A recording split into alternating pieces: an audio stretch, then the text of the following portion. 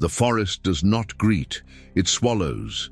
To step beneath its canopy is to abandon the laws of daylight and enter a place where shadows multiply like living things, where time folds in on itself, where every path feels older than memory. The air presses heavy, filled with damp earth and a sweetness that lingers too long on the tongue, the unmistakable perfume of iron. Those who enter feel watched, as though the very roots beneath their feet are listening. And in this place, at dusk, when the sky burns copper and silence sharpens, the drums begin. They do not sound like music. They sound like a pulse, a single strike, steady, measured, echoing through the ribs of the earth. Then another, closer, heavier, until the body itself cannot ignore it. It enters through the bones, forces the chest to move, forces the feet to twitch. The rhythm is not invitation, but command. And when the drums call, people vanish. A boy playing near the fire disappears before his mother turns her head. A woman fetching water does not return. Travelers sleeping under the wrong tree are found never at all. There are no footprints, no struggle, only silence, and the faint metallic scent of blood carried by the air. The villagers know what it means. The drums have chosen. The elders say the land itself betrays the presence of the cult. Soil darkens in patches where no rain has fallen. Animals refuse to graze. The air thickens with sweetness, as if the earth is already drinking. Those who follow the sound find themselves led to the circle of stone, a place too ancient for memory, where moss covers carvings no tongue can name. Here, in the center of the forest, the idol waits. It stands taller than a man, carved from wood so old it bleeds black sap. Its form is grotesque, not man, not beast, not spirit, but something in between, a mouth stretched wide in eternal hunger. Its surface glistens with centuries of blood, layer upon layer, a varnish that no rain can wash away. At night, it seems to breathe. Survivors whisper they have seen its chest rise and fall, heard it hum in tones too deep for the ear, felt its gaze in the marrow of their bones. The idol does not symbolize hunger, it is hunger given shape. Around it move the red priests, their bodies painted with crimson clay, their faces hidden behind masks of bone and wood. Their ribs are painted white, as if to display the cages of flesh that house them. They do not walk like men, but glide, silent, each step carried by something unseen, and upon their skin lie the scars, lines cut deep, sealed with ash, marks that burn and crawl as if alive. Each scar is a covenant, a vow etched into flesh, binding priest to God. These scars never heal as ordinary wounds do. They move, they spread, they whisper. They are the scripture of the body. The priests are feared not for their number but for their lineage. They are the red lineage, cursed and chosen, descendants of those who first fed the idol. Their blood carries the debt, their children inherit the vow. Villages may resist, men may fight, women may hide their children, but the priests always know. The ash in their scars burns when new flesh has been chosen. No distance hides it, no silence protects it. The covenant travels through blood. When the priests come to a village, silence falls. Mothers open their hands, never clenched, never tight, for fists suggest defiance. Fathers keep their eyes on the ground. Families stand in rows, breathing shallow, waiting for the hand to rise. The priests pass slowly, masks glinting in torchlight, reading not faces but shadows, not gestures but lineage.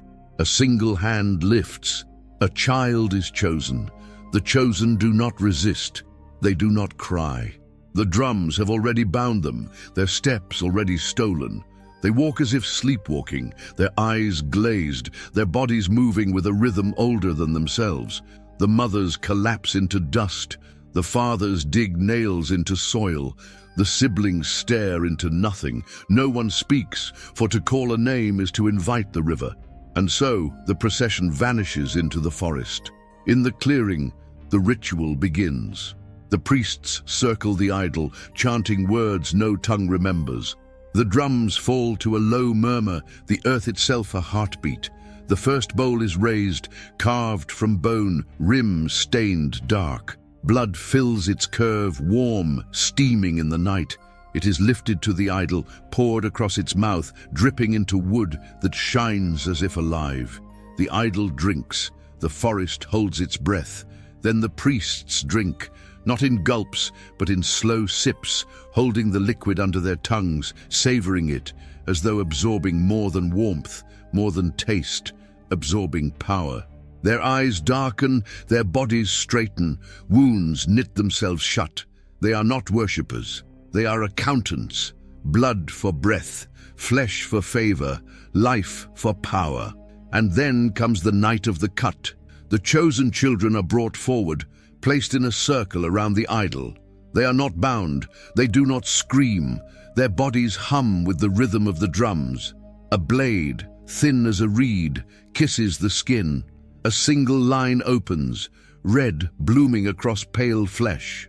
Ashes pressed into the wound, sealing it with memory. This is the first scar, the first covenant. For those who accept, the scar will not fade. It will spread, crawling across the body like a vine, branching down the spine, across the ribs, onto the arms, onto the face. It will burn at every drumbeat, glow faintly under moonlight, whisper in the dark. It will remind them always, you belong. For those who resist, the scar rises angry, refusing to seal. They are never seen again. The priests say the god claims them whole. Survivors whisper that the river swallows them, their voices trapped in its current forever. The night of the cut is never spoken of after. The village pretends to return to life, planting, trading, laughing, singing. But beneath every smile lies silence, beneath every silence lies fear. And in the scars, whether hidden or seen, the covenant whispers. Those who survive carry dreams that never leave them. Dreams of the idol leaning forward, of breath colder than winter, of whispers in their own voice calling them to the river. They wake with the taste of iron on their tongues. Some say nothing. Some repeat only one phrase, eyes wide, voice broken. I saw the unnameable. The river remembers what the forest tries to forget. It winds through the land like a scar across flesh, its waters black with sediment, heavy with memory. At first glance it is only water, but the villagers know better. On certain nights it thickens, shining not silver under the moon but rust red, as though time itself has bled into its current. Goats refuse its banks, dogs whimper, birds fly over it and fall silent mid-air, their wings stiff as stone. And always, the villagers know the river is not water, the river is appetite. They call it the river that remembers, for nothing vanishes in its depths. Those who drowned return in dreams. Those who are offered appear in the current, eyes open, mouths parted in silent scream. Fishermen pull their nets and find not only fish but bone, fragments etched with strange spirals. Women who wash cloth say the stains never fade, no matter how many times they scrub. Children throw stones and listen for the sound, not splash, but something hollow, wrong, like striking an empty drum. And when the rains come, when the river floods its banks, the land itself stains red, as though the earth is bleeding. The priests know the river's hunger. They build their altars at its bends, where the current slows to listen. Bowls are lifted, blood poured, offerings carried into its mouth. They do not call it prayer, they call it payment. And the river accepts, not with blessing, but with silence. Silence heavier than thunder, silence that tells them the debt is not gone, only delayed. The marked bear its burden most. Their scars burn when they approach the water. Thin lines crawl down their arms, spiraling toward their wrists as if reaching to touch the current. Some say they feel hands pressing their backs, urging them forward. Some hear voices in the ripple, voices of mothers, fathers, children long gone, calling them home. Those who step closer do not return. Those who resist carry the voices in their ears until death. The scars themselves are alive.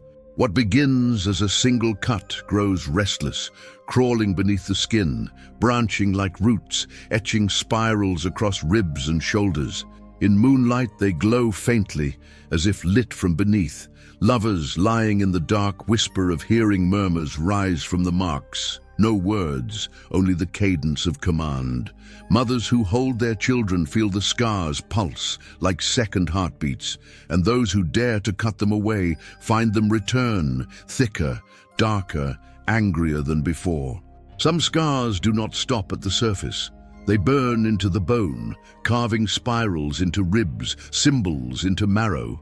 One man once lifted his shirt to show what lived beneath his skin, bones etched as though written upon by unseen hands. When he breathed, the spirals seemed to turn, as if pulling the air into a shape no lungs should contain. He died soon after, his body found in the river, his mouth filled with reeds, his eyes still open. The survivors speak quietly, for words are dangerous. One woman tells of a night when she was brought before the idol. She saw it breathe. She swore its chest rose and fell, its mouth dripping with sap the color of old bruises. It turned not toward the priests, but toward her. Its breath wrapped her body, filling her veins with a cold that froze her scream. She was marked, but something failed. The scars burned, then vanished. The priests let her go. She wandered until another village found her, whispering only one phrase, the mouth. She never spoke of joy again. Another man swore the river called him by his dead brother's name. He nearly stepped into its current before the drum within his chest pulled him back. He never heard silence again, only the echo of that voice, crying from the water, begging him to join. He lived but hollow, as if half of him had already drowned. And then comes the hunger, not of the god, not of the priests, but of the people themselves. It begins as famine, failed harvests, goats too thin to walk, children with bellies empty of everything but air. The priests remind the village, the God who eats can also feed. And faith rots into appetite. It begins with blood, always the blood. Bowls lifted, lips touched, tongues learning the taste of iron. At first bitter, then sweet, then necessary. Hunger shifts, grain and goat no longer satisfy, only the warmth of the bowl soothes the gnawing. And soon, whispers speak of nights when the idol did not drink alone, when bowls moved hand to hand, mouth to mouth, when the people themselves joined the priests in communion, not worship, consumption, not sacrifice, feast, mothers giving pieces of their children, fathers offering brothers, families sipping together in silence, and when the taste burned in their mouths, they felt no horror, only relief. Relief that the hunger had ended, relief that the famine was gone. But relief is not mercy. Relief is the first mask of craving, and craving grows into worship. The priests call it perfection. They say the covenant is complete when the people hunger as the God hungers, when the idol is not outside but within. Not wood, not mask, not altar, but blood and flesh and marrow. The cult is no longer priests and stones. It is the people. It is the land. It is hunger itself. But others know the truth. They whisper that this is not worship, not covenant, not faith. It is hunger wearing the mask of God. It is appetite crowned with ritual. It is flesh devouring itself and calling it sacred. And once appetite learns the language of worship, there is no return. The idol leans forward. The river refuses to dry. The scars crawl. The drums beat within ribs. And then comes the silence, heavier than any sound. For when the drums end, when the bowls are emptied, when the priests vanish into shadow, silence remains.